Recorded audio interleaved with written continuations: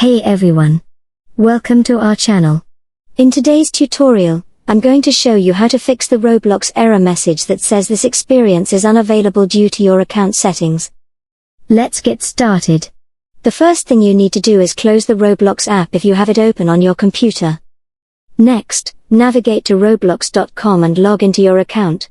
Once you're logged in, go to the top right corner, click on the gear icon, and select Settings. Now that we're in the settings, click on Privacy in the left sidebar. Look for account restrictions. If account restrictions are enabled, go ahead and disable them. This is often the main reason you're unable to play certain experiences.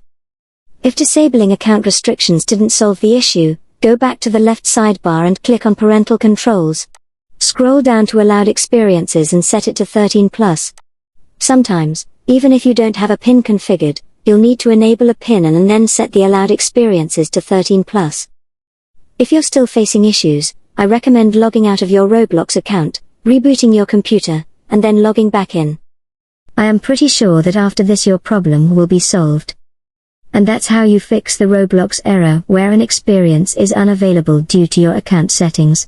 If you find this video helpful, don't forget to give it a thumbs up and subscribe to our channel for more tech tips and tricks. Thanks for watching.